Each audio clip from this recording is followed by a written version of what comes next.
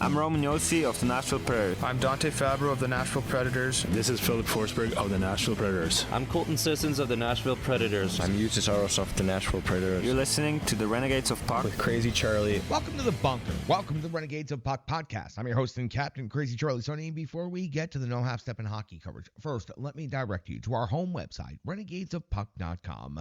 Once you go to renegadesofpuck.com, you'll learn everything you need to know about the show. Once you're educated about the show, well, that's when you can click on that merchandise tab. It'll take you straight to our classic logo t-shirt, our Pride logo t-shirt, all of our different special event t-shirts, and so much more. All the gimmicks you come to know and love and expect from Renegades Puck are all still available in our online store. Whether that's socks, throw pillows, wall art, bed sets, makes no difference to the Renegades of Puck. Something like 88 different items in our online store. As a matter of fact, the easiest way to say it is that we've sold out so that you can buy in.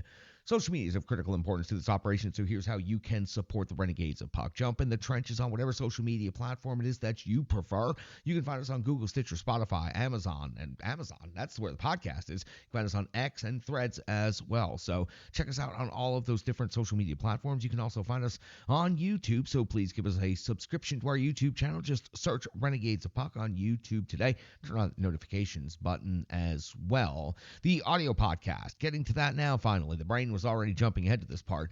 You can find the audio podcast on numerous platforms: Google, Stitcher, Spotify, Amazon, just to name a couple of different places you can find it. Just search Renegades Puck in your preferred platform today, and you can find the podcast. We sure do appreciate everybody that's checked out the show from local to global in 2023 to 2024. Over 10 million all-time downloads for the show, but that's a milestone that's well in the past now, and we're working towards future milestones, so we appreciate each and every one of you out there. We're not resting, we are working, thanks to the Full Press Predators podcast on the Full Press NHL Network.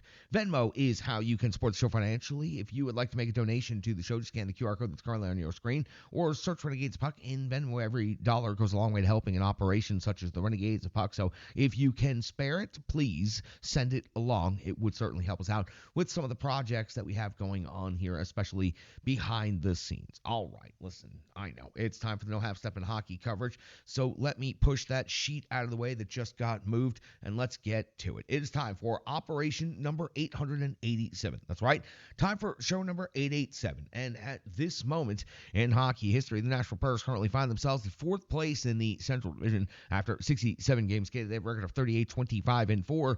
80 points has the Nashville Predators, 7 points out of an automatic qualified playoff spot, which is third place in the Central Division, and they are just 9 points out of first place in the Central Division. That's right, the Nashville Predators, after 67 games skated, are just single digits from first place in the Central Division. Also highly active and involved in the wild card race at this moment in time.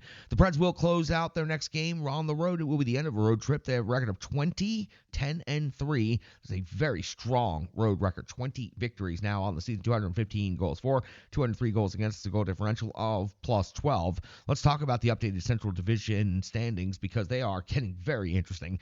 The three-team lead continues at the top of the division between Colorado, Dallas, and Winnipeg, all separated by a total of 2 points. Colorado jumps back into first place at this moment in time with 89 points. Dallas also has 89 points in second, and Winnipeg has 87 points, technically in third place right now, but they have skated in 2 fewer games than both of the teams above them. So these three teams will continue weaving it out probably until the final periods of the season to determine who wins the Central Division. But the Nashville Predators are getting just a little bit closer in the rearview mirror. Are they realistically in the race for the Central Division? Well, I mean, I would say no, but they're proving everybody wrong at this moment in time.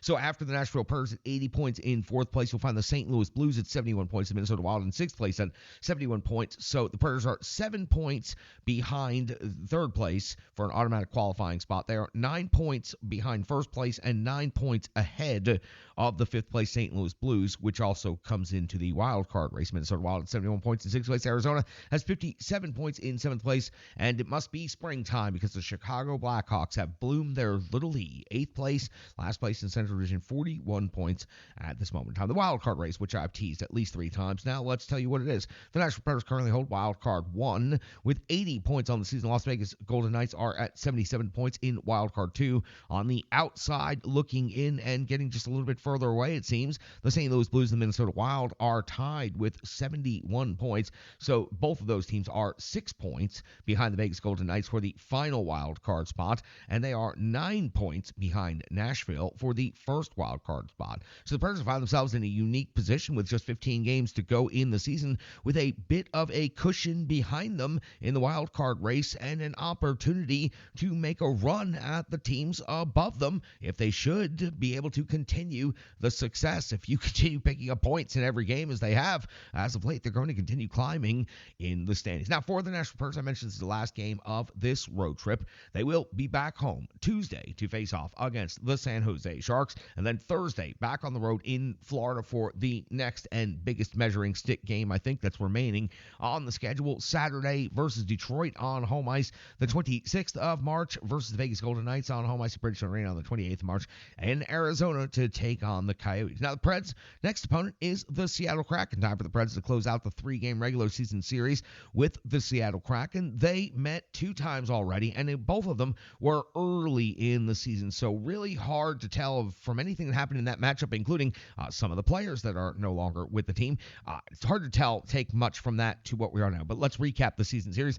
Go all the way back to October the 12th, the second game of the season. Nashville Predators 3, Seattle Kraken 0 at Bridgestone Arena. UC Stars 23 saves for the shutout. Nyquist, Parson, and Sissons each with a goal in that game. Grubauer goes 32 out of 34 and gets the loss for the Seattle Kraken. On the 2nd of November is when they would meet for the second time. It would be the Nashville Predators falling in Seattle 4-2. Now UC Stars would get the start again, this time 27 out of 31 and take the loss.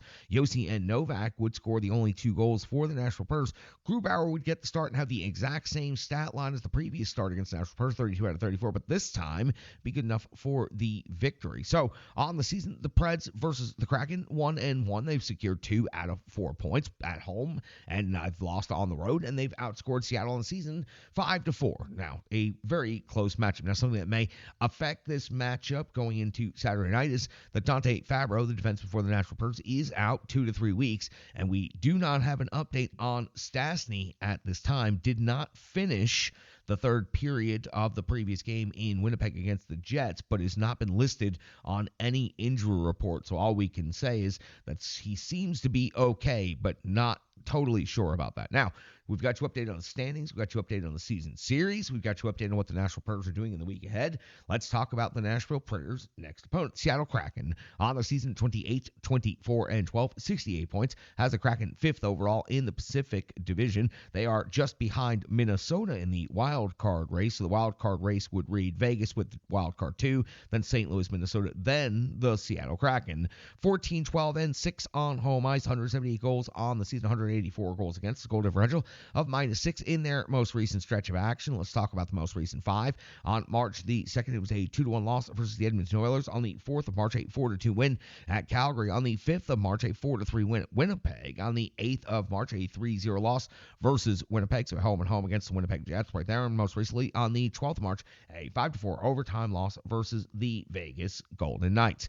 Now, the Seattle Kraken will play at home against the Washington Capitals on Thursday night, then have Friday off before welcoming in the Nashville Predators on Saturday. So we will update this space right here with a fresh preview show once the Kraken is done playing against the Washington Capitals in that game. For now, let's talk about the preview for this game. Let's get to the early and the first looks at this particular matchup on Saturday night. The Nashville Predators goals for on the season, 3.18 is 14th overall in the league. The Seattle Kraken, 2.73, very low number. 28th overall is their ranking in the NHL. Goals against, Nashville Predators are scoring, giving up 3.03 per game. That's 16th overall in the NHL. And the goals against category for Seattle Kraken, 2.81 is 8th best in the league. Shots for, Preds, 31.4 on net per game is 11th. Seattle, 28.8 shots on net per game, is 23rd. In the shots against category, the Nashville Predators are giving up 30.4 against per game, is 20th in the NHL. The shots against category for the Seattle Kraken, 30.1 against per game, is 16th in the NHL. When it comes to the special teams scenario, it is the Seattle Kraken just ahead of the Nashville Predators in the power play. 20.8% is their conversion rate. They're 18th rated overall in the NHL, 37 conversions out of 178 opportunities. But the Nashville Predators have both scored more power play goals and had many more opportunities that just happen to be slotted one position lower because of their power play conversion rate, which is 19.9%. 19th is one spot below where the Seattle Kraken are at 18th. 45 conversions on 226 power play opportunities. On the penalty kill, the Seattle Kraken are quite a bit better. 79.1% kill rate is 17th best in the NHL, and they have given up 37 power play goals against on the season. The PK for the Nashville Predators is at 76.6%, 24th overall, but the Preds have given up 48 power play goals against the season. That is a massive number. Every team in the NHL has massively skilled individuals. I wanted to say the word massive as many times as I could in like 2 sentences right there. Let's start on the side of the Seattle Kraken with their individual statistics. McCann, 27 goals, represents the team lead in that category. 26 assists, and that equals 53 points. Number one overall in the Kraken. Bjorkstrand is at 17 and 29 for 46 points. Dunn is at 11 goals and 34 assists. Those 34 assists represent tops on the team in assists. 45 points overall, third on the team. Eberle is at 14 goals and 23 assists for 37 points. Eli Tolvanen, 15 goals, 19 assists for 34 points. Around the Nashville Predators side of the ledger, Philip Forsberg's at 34 goals, 35 assists, 69 points overall, continuing to be up a point per game pace, which is outstanding for Philip Forsberg. Consistency and remaining healthy, those have been the two most important factors to why Philip Forsberg is where he is in the stats so far this year. The captain, Roman Josi, 15 goals and now 50 assists on the season. World-class distribution service, Roman Josi, 65 points total on the season. 50 assists leads the Predators. 34 goals for Phil Forsberg leads the Predators in that category. Nyquist, 18 goals, 40 assists, 58 points. What an impressive first season for Gus Nyquist with his Nashville Predators team.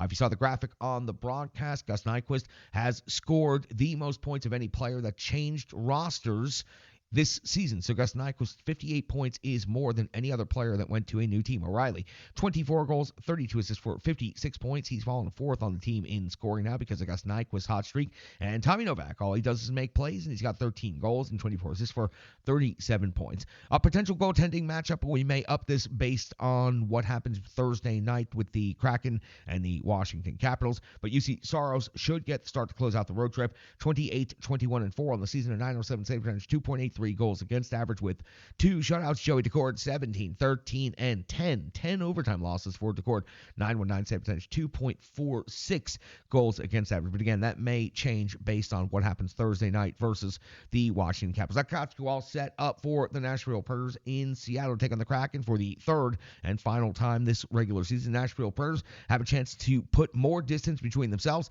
and the wild card pack and put more pressure on the teams above them in the Central Division. The Predators are in a good, comfortable spot. They are lurking on the teams ahead of them, and they are keeping an eye on the teams below them, doing some damage to them and pushing some of them further down. That's going to do it for the preview session. Let's talk about what happened in Winnipeg. It's called the Rebirth Sports Full Game Recap, and it's coming up next right here on the Renegades of Puck podcast. Hockey players are as unique as the game itself, and your uniform should be tailored to fit you. Rebirth Sports is your sports apparel tailor. From shells, bags, warm-ups, hats, hoodies, branding, and more, let Rebirth Sports be your custom hockey tailor. And don't forget to tell them they do more than just hockey. Rebirth Sports on Facebook, Twitter, and Instagram. Rebirth Sport, a match made in hockey. It's now time for the Rebirth Sports Full Game Recap. We go all the way back to March 13th of the year 2024 when the Nashville Predators were in Winnipeg to face off against the Jets. Head coach Andrew Burnett deploys his lines and his defensive pairings as follows. Forsberg, O'Reilly, and Nyquist, Beauvillier, Sissons, and Zucker, Jankowski, Novak, and Evangelista, Smith, McCarron, and Sherwood. Your defensive pairings are McDonough and Josi, Stastny and Shen, Luzon and Carrier, and UC Saros gets the start in net in this critically important Central Division matchup. 17 seconds into the game, it is Connor Hellebuck coming with the first save of the game on Sherwood's deflection. 59 seconds in, Saros gets his first opportunity to make a save on Appleton, and he does so. So in the first minute of the game, both teams with an opportunity. We are off and running. 146 into the first period. It's UC Saros coming in with a save on Connor off of the rush. Always dangerous against the Nashville Predators. 2:58 into the first period. UC Saros coming with a save on Miller. 3:26. Saros a save on Sandberg. At 4:17 of the first period, we find our first special teams action of this contest. Luzon's off the box. 2 minutes for high sticking. It would be UC Saros coming with a save on the ever dangerous Tyler Toffoli. That would be it for the Winnipeg Jets on the power play. That would be their only and most significant opportunity. The Nashville Predators back to 5-on-5 hockey would break through on the scoreboard first at 6:38 of the first period. It's Nyquist with his 18th goal of the season. It was Josi with the long pass down the wall. Nyquist carries it in, looks off Hellebuck, and snipes on the near side. So Nyquist's 18th goal of the season makes it 1-0 in favor of the Nashville Predators. At the 8:15 mark of the first period, UC Saros coming with a save on Dillon. At the 8:56 mark of the first period, it's UC Saros coming with a save on Lowry past the halfway point of the first period, and we find at 10:35 it's Hellebuck coming with a save on Ryan O'Reilly. We go to the 14:32 mark as things had calmed down for just a moment there, and we find our next big significant moment of the game when Sherwood comes up with his 9th goal of the season. That gives the Nashville Predators a 2-0 lead. The captain, Roman Josi, had the setup with the pass, and then Sherwood had the wrist shot from the slot. The problem for Connor Hellebuck was he never had a chance to see this. He was screened by his own defenders, and Sherwood rewarded, but Josi really did the hard work to set the play up. The Preds lead 2-0 here on the road in Winnipeg. At the 16:52 mark of the first period, it's UC Saros coming with a save on Monahan. At the 17:27 mark of the first period, Hellebuck comes up with a save on Philip Forsberg. In the 18:41 mark of the first period, UC Saros comes up with a save on DeMello. That's going to do it for the first period. The shots on goal are even at 10 apiece, but the Nashville Predators hold a 2-0 lead in Winnipeg, a highly unusual circumstance for the Winnipeg Jets to find themselves in, down 2 goals after the first period. We go to the clean sheet, and we start at 18 seconds. It was 17 seconds into the first period, now 18 seconds into the second period when Hellebuck comes up with his first save of the period. This time it's on Smith. At the 1:57 mark of the second period, it's UC Saros coming up with a save on Sandberg. At the 3:09 mark of the second, it's Saros coming up with a save on Barron. 3:20, just 11 seconds later, Saros another save, this time on Condor. At the 4:11 mark, Hellebuck clocks back in, this time save on Forsberg. Strong drive to the net. Philip Forsberg usually finishes these opportunities, but Connor Hellebuck gets the best of them right here. But just 20 seconds later, it's Hellebuck another save on Zucker, plus his rebound follow-up, one of his best scoring opportunities since he's been on the Nashville Predators. At the 6:48 mark of the second period, you see Saros coming with a save on Monahan. At the 7:22 mark of the second, it's Hellebuck coming with a save on O'Reilly. Then at 8:12, another save on Beauvillier, chipping in as well as a new acquisition on this Nashville Predators team. At the 10:10 mark, just past the halfway point of this game, Hellebuck comes up with a save on Luke Evangelista. 11:35, we find our first big moment of the second period. DeMello's off the box, 2 minutes for tripping, and it's Connor Hellebuck having to do some work right here. A save on Philip Forsberg, but also a save on Colton Sisson's deflection at close range. That would do it for the Nashville Predators power play. We go to the 13:48 mark of the second period, and it's UC Saros coming with a save on Appleton's wraparound. Saros with the authority kicks out with the edge across, seals the post, and keeps that puck from going over the line. This was a really good scoring opportunity for Appleton off of the rush. That's the wraparound around the net. 15:26 now of the second period. It's Morrissey off the box, 2 minutes for holding the stick, and this was just a play where the Nashville Predators were on the forecheck hard again and just earned another power play. Hellebuck would come up with a save on Luzon, but the Nashville Predators, a bit disjointed on this power play, would be unable to capitalize on the opportunity. Give credit to the Winnipeg Jets penalty kill. They also were quite strong on this. 17:59 of the second period. It is Connor Hellebuck coming to save on Alex Carrier, and that would do it. Over the final 2 minutes of the period, we would see no more shots on goal and no more events at all. The teams deciding to take it to the third period and settle things there.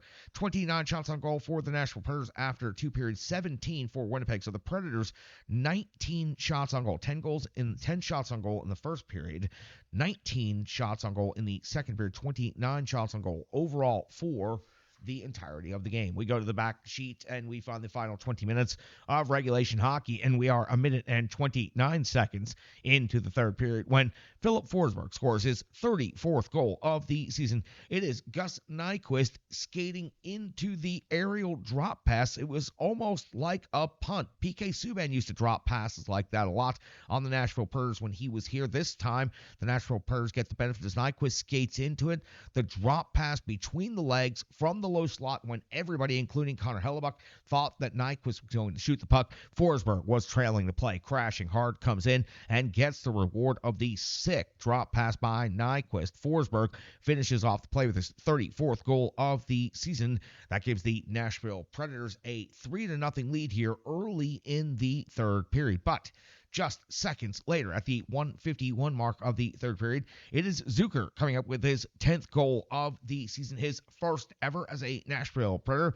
It was a rebound putback. Sissons took the shot from the top of the circle. Zucker was crashing hard, goes across the top of the crease, grabs the puck off of the pad, backhands it right back into the empty net, and before Hellebuck can even blink, he's given up 2 goals here in this third period. The Nashville Predators hold a 4-0 lead now over the Winnipeg Jets. We're 3 minutes into the third period, and it's Sherwood off the box, 2 minutes for goalie interference. Definitely an earned penalty right here, but the two teams no love for each other, so a brief scrum after the whistle. Nothing else resulted of it. Then the Nashville Predators motivated with a penalty kill right here. 0 shots given up against. McCarron, McDonough, both blocking shots, giving up the body, especially Michael McCarron taking one that appeared to be off of the ribs, maybe not the upper ribs, as he went down to block a shot at a critical moment in this penalty kill. And back to 5-on-5 hockey, but only briefly because the Winnipeg Jets are picking up a penalty at 6:03 of the third period. It's Barron off the box. 2 minutes for high sticking. We find Hellebuck coming with a save on O'Reilly, but UC Saros comes up with the biggest save of the sequence on Iafallo on the shorthanded breakaway. UC Saros bailing the Nashville Predators out on this one. The 9:12 mark, UC Saros has to do it again as he comes up with a save on Monahan's breakaway, and this one was a 5-star save. Any save on a breakaway is a big save. It's an important save. It's a highlight reel save. It's a great save, but the one on Iafallo does not even compare to the one that was made on Monahan. A 5-star save in every way for UC Saros. We passed the halfway point of the third period, and we found the 10:51 mark.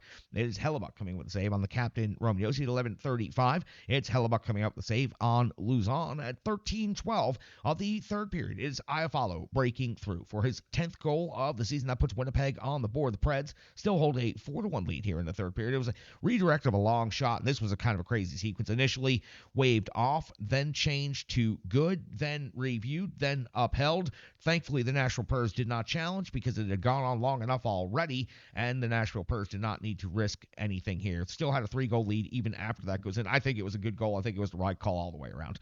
14:26 of the third period. Saros comes up with a save on Pionk at 15:06. Saros, another save on Iafallo, 17:35. DeMello hits the crossbar with one of the hardest shots you're ever going to see. 17:55 of the third. Saros comes up with a save on Connor at 18:08 of the third. Nyquist off the box, 2 minutes for hooking with the empty net in the 6-on-4 scenario. UC Saros goes to work with the save on Ehlers, then comes up with a save on Miller, but does give up a goal with 10 seconds left in the game to Appleton. His 11th of the season was a rebound put back, and that's going to be the second goal of the game for the Winnipeg Jets. That's going to do it. 4-2 is your winning score for the Nashville Predators. The Preds outshoot the Winnipeg Jets 38-30, and the measuring stick was brought out in this game, and the Nashville Predators measured up and matched up to it in every single way possible. The Predators were simply dominant. A 4-2 score does not seem like the most dominant score in the world, but the number of shots and the number of goals the Predators put up were far uncharacteristic for the Winnipeg Jets, especially on home ice. That is a very good defensive team. They don't give up a lot of goals, and they don't lose on home ice a whole lot. The measuring stick, the Nashville Predators measured up to it in every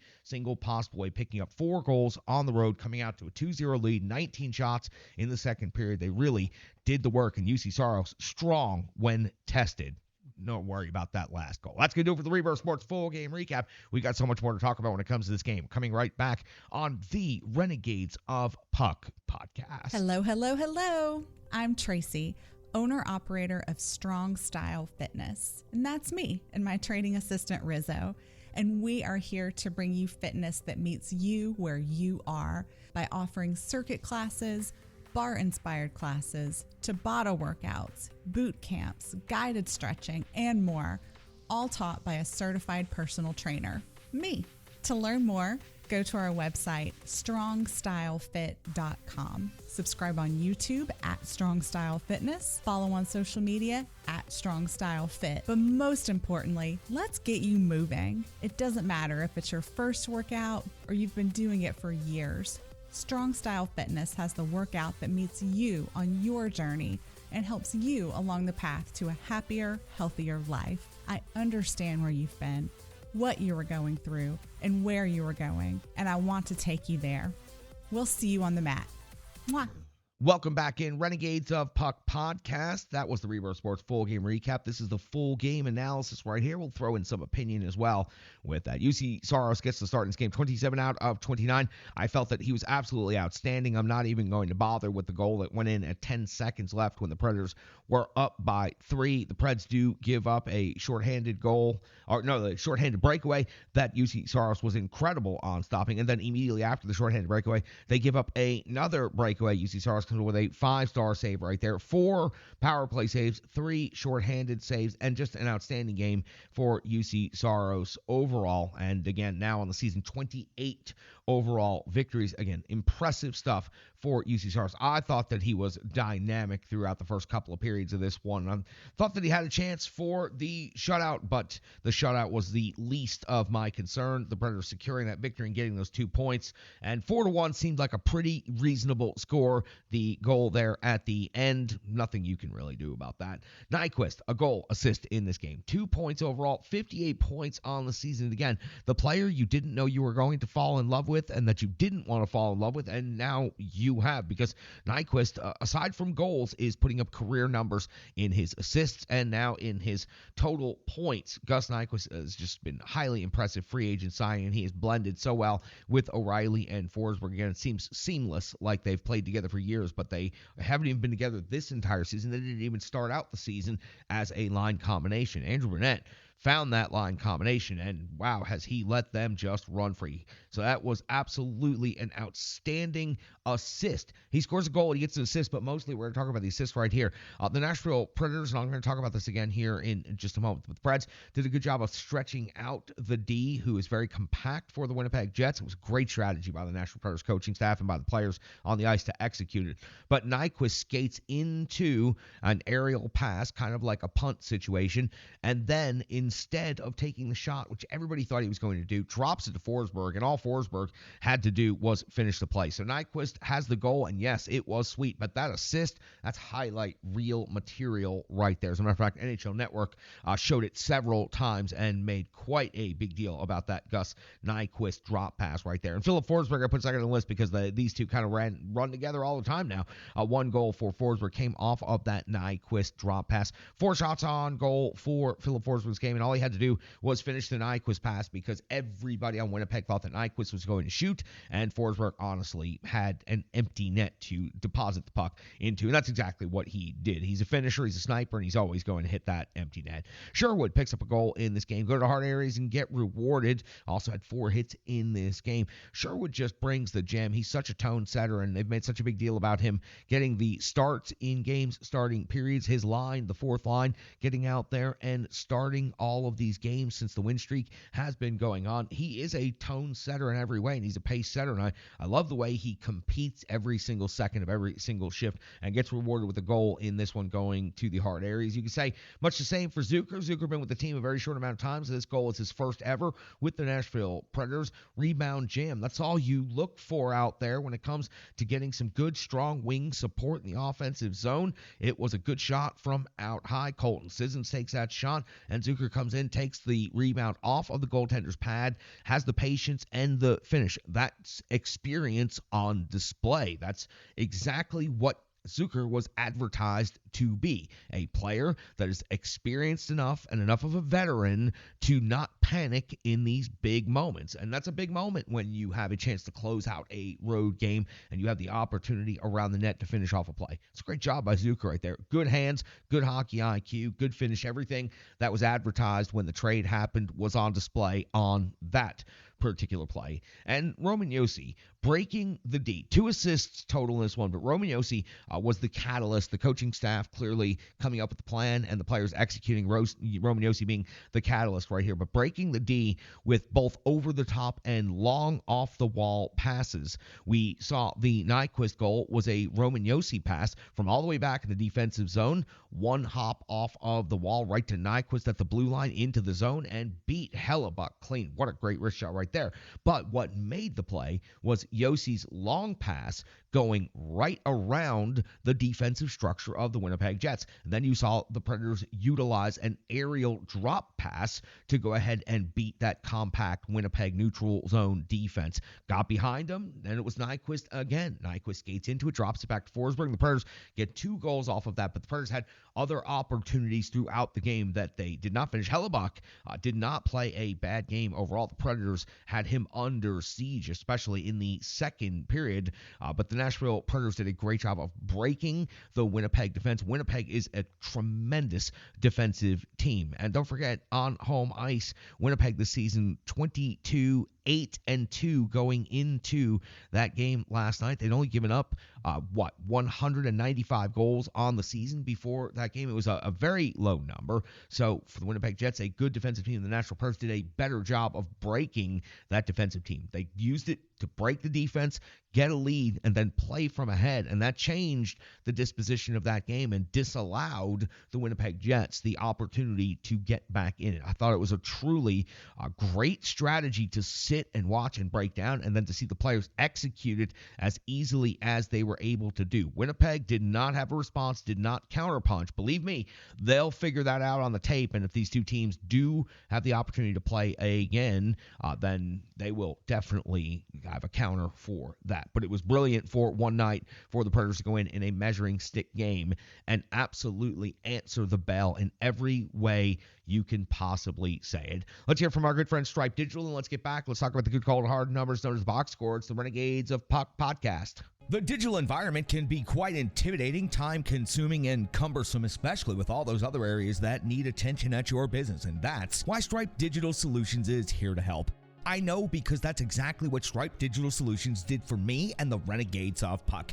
From designing my home website and helping me create my merchandise to special event posters, brand building, and social media management. But it's not just that, it's so much more. Stripe Digital Solutions has helped me every step of the way. From startup to full-time operation, Stripe Digital Solutions has been there to assist and advise every single step of the journey. In today's fast-paced world, the path to success is having a strong digital partner, and nobody is better in the trenches than Brandy and Stripe Digital Solutions. Get the solution before it's even a problem with Stripe Digital Solutions. Welcome back in. Time for the good, cold, hard numbers known as the box score. 4 goal scorers for the Nashville Predators, all up on the top side, the forward side of the ledger. Philip Forsberg, Gus Nyquist, Sherwood, and Zucker all with goals in this game. When it comes to the assist side, a little bit more distribution. 3 coming from the defensive side of things, but 2 of those go to the captain, Roman Josi. 1 of them goes to McDonough. On the forward side of things, you see Smith, Sissons, and Nyquist all with 1 assist in this game. So 3 assists for the defensemen, 3 assists for the forwards. When it comes to shots on goal, 2 players on the Nashville Predators had 4, Luke Evangelista and Philip Forsberg. There were a number of players that had 3, too many to really run down, but O'Reilly, Sherwood, that was a couple of them. Zucker all had 3, Shen had 3, Josi and Luzon also had 3. When it comes to block shots, 2 was the high number. A little bit of a low number for the Nashville Predators on block shots. Surprised to see that McCarron did not get rewarded with more blocked shots in this category. Only 1 after all the PK work he did, but McDonough also had 2 block shots. We know those came on the PK. Luzon had 2 block shots this game. In the physical element of things, Jeremy Luzon has set a Nashville Predators franchise record for a number of hits in a season now. 6 more in this game, and he is on pace to break the all-time NHL record for hits in a single season. So Luzon has 6 to pace the Preds. Smith, Sissons, Sherwood all have 4 apiece in this game. When it comes to time on ice leaders for your Nashville Predators, Ryan O'Reilly, 20:09 is your time on ice leader. Philip Forsberg at 19:22, and Gus Nyquist at 18:57. On the defensive side of things, quite a few minutes here for some of these Preds defenders. And remember, different defensive combinations, different pairings, and now with Fabro out of the lineup, Stastny getting the call-up in his first game. Stastny only getting 13:27 in time on ice because he also left the game at least seeming to be injured. So time on ice leaders among the defensemen for the Nashville Predators: 22:35 for Alex Carrier, 21:09 for Luzon, 21:03 for Roman Josi, and 20:29 for Ryan McDonough. When it comes to the power play and time on ice leaders, Gus Nyquist 4:17 in power play time on ice. Philip Forsberg 3:58. The captain Roman Josi 3:42. The power play in this game was 0 for 3. The penalty kill went 2 out of 3. They did give up one power play goal against. It came with 10 seconds left in the game. Again, I'm not making much of that at all. But penalty kill time on ice leaders: 2:46 for Colton Sissons, 2:38 for Michael McCarron, 2:12 for Smith, and then 3:09 for McDonough. Again, big block shots in this game on the PK. 2:56 for Alex Carey, 2:32 for Luke Shen. UC Saros goes 27 out of 29 in this game, 2 goals against, an in-game save percentage of .931, 20 even strength saves, 4 power play saves, 3 short-handed saves, a couple other things falling out of the box score of note. Face-off winning percentage for the Preds, down on face-off winning percentage in this game, down to 47.8%, 28 hits, reasonable number, but the 9 block shots is incredibly low, and the Winnipeg Jets were certainly starting to put on some more offense there in the third period. 7 takeaways, 7 giveaways, that's a wash. It's neutral, and Preds played a pretty good solid game when it comes to puck possession and puck control, so no reason to be too upset about that. So let's close this thing out by simply saying whatever size that measuring stick was, the Predators not only surpassed the measurements on that stick, but last night should have opened up the eyes of anyone who was not believing, not sure, or did not have confidence in what this Nashville Predators team is capable of. UC Saros was dynamic, stopping breakaway after breakaway. The Nashville Predators defense came in and played strong, and they led the attack, springing the offense with long passes and aerial drop passes into the offensive zone. Players like Nyquist and Forsberg feasted, but they weren't the only ones. It was also about depth players like Sherwood and Zucker scoring for this Nashville Predators team. The Preds put up an incredibly well-balanced attack, jumped on the Winnipeg Jets early in this game, played from ahead the entire game, got great goaltending, played solid defense, and got scoring throughout the lineup. That's a Nashville Predators team that is dangerous against anyone. This Winnipeg Jets team has aspirations of not only winning the Central Division, but perhaps competing for a conference title, a number 1 seed, and well beyond that. Clearly, the pickup of Toffoli leads you to believe that the Winnipeg Jets are looking to make a run at it, and Toffoli was, of course, ever dangerous against this Nashville Predators team again. So the Preds measure up in every single way in this game, and now have an opportunity to keep the point streak rolling on in Seattle. Impressive stuff by the Predators. I wanted to see what was going to happen in Winnipeg. I was hyped up to see how the Preds would measure up, and the Preds measured up in every single way. The Predators, as they are playing right now, can compete against any team in the league at any time of year in this league, and they might be building towards a playoff run. Let's not get too far ahead of ourselves, though. So that's going to do it for this episode. The Preds match up in every way, but before we close out, I want to take you back to the Gary Force Acura Ice Arena for the final time.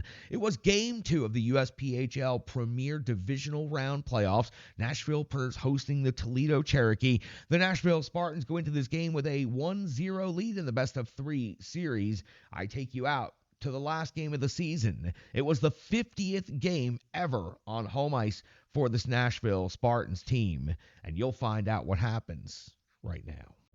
I'm Charlie Saunier, voice of the Nashville Spartans, and today it's time for Game 2 of the divisional round of the USPHL Great Lakes Division Premier Division Playoffs.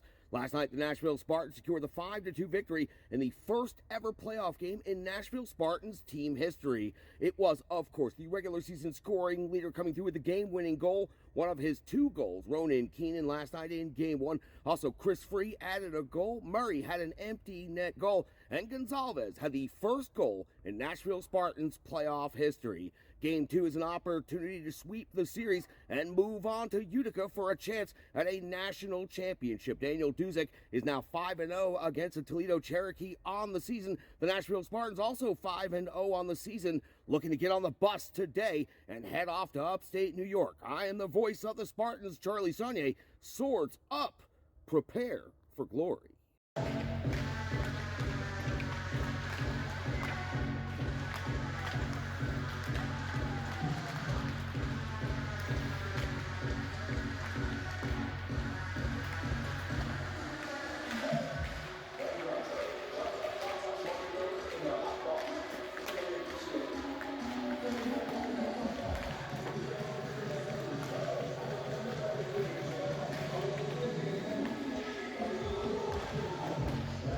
Flynn scored the most recent goal for the Nashville Spartans, celebrated by jumping into the glass of the visiting sections fan base that's come to visit us here at the Gary Force Acura Ice Arena.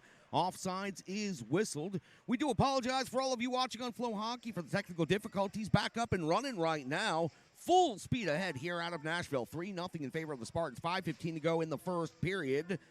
3-on-3 rush for the Spartans versus the Cherokee. Karaman gets it in close range and tucks the puck in. Sean Karaman.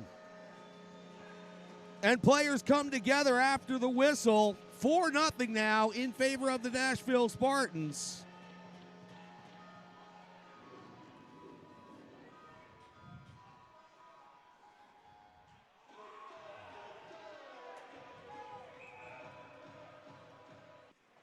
Toledo chips the puck ahead with Lagelfo. Chisholm will run it down. He'll look to use the net as a shield. Harassment, though, forces him to move the puck sooner than he wanted to. Toledo, good job turning the puck over right here, looking for a scoring opportunity. And Toledo puts the puck in the net with 14.7 seconds left here in the first period. Shoots the puck, turned aside right there by Krill. Rebound on the half wall taken by Hartz. Hartz takes it on two defenders. Maintains possession of the puck, now gets the puck back from Kombu. We've got a glove down on the ice. Keenan gets the puck. Sorry, I was distracted by the glove. Shot from out high is going to be into the net, and the Spartans are going to score on the power play to make it 5-1.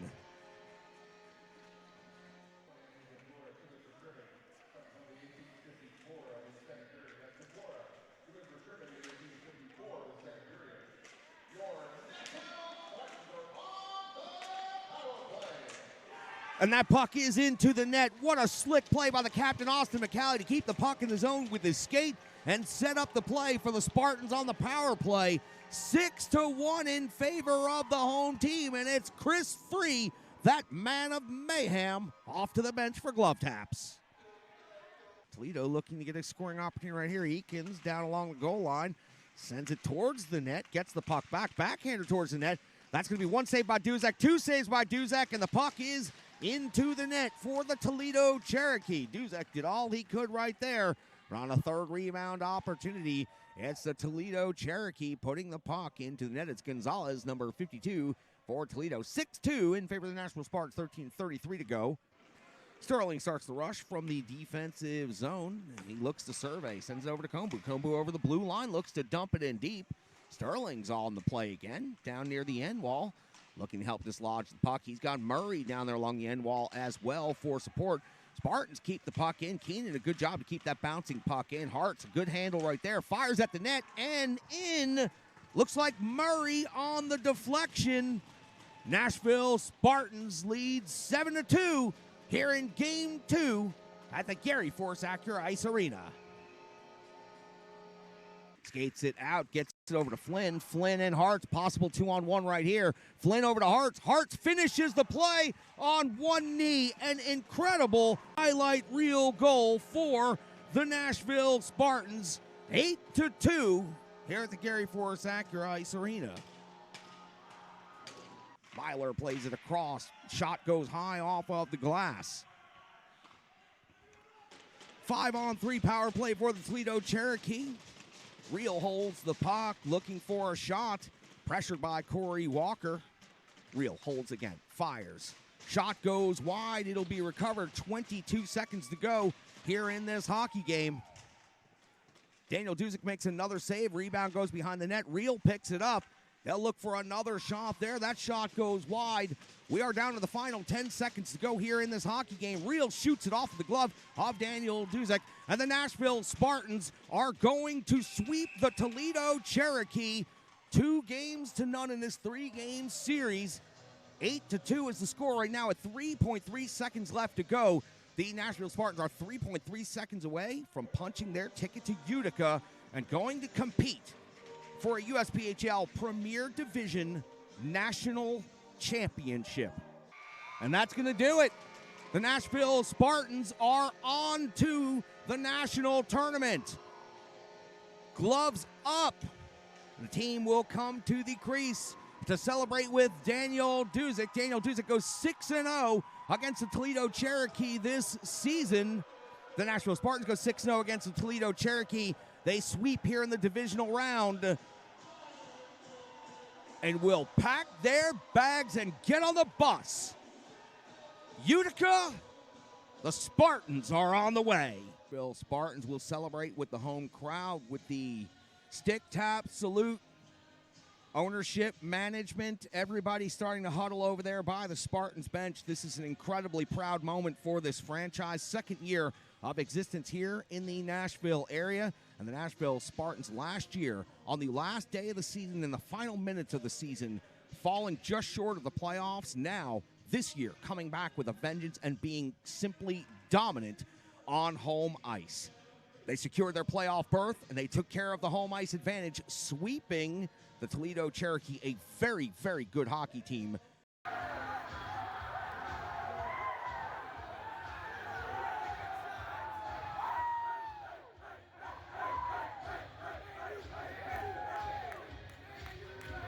The Nashville Spartans secure the victory here on home ice, sweeping the playoff series. Players hugging, celebrating with management out there on the rink. Spartans owner John Tuggle out there on the rink. The coaching staff, all the players involved. To be a witness to something so amazing has been truly, truly incredible. I consider myself extremely lucky in my 50th game as the voice of the Nashville Spartans. I get to tell each and every one of you that the Nashville Spartans are on their way to compete for a national championship here in the USPHL Premier.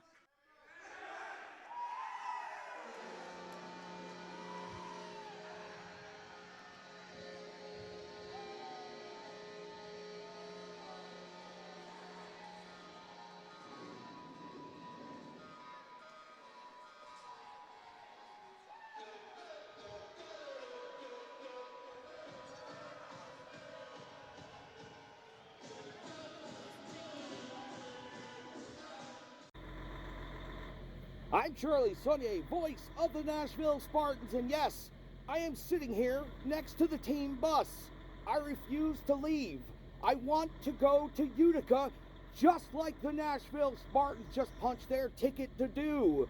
The Nashville Spartans have swept the Toledo Cherokee 2-0 in the divisional round series of the Great Lakes Division and now have punched their ticket to compete for a national championship in the USPHL Premier Division. An 8-2 victory here in Game 2, the two-game series sweep, the first ever playoff games in Nashville Spartans team history. I cannot believe that the season on the home rink has come to an end. The Spartans dominant on home ice this year. That's right, dominant, I say. 17-1 on the home rink, losing only one time, and that was when Dan Kay was in the house, so that is your fault, Dan. I blame you exclusively for that one.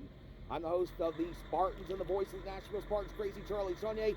50 games here at the Gary Forzacchio Ice Arena, and now we send the Nashville Spartans off to Utica for a chance to compete for a national championship. This is a great team, but the work is just beginning. Boys, go to Utica and get things done. And since I'm officially off the clock, I guess there's only one thing left to say.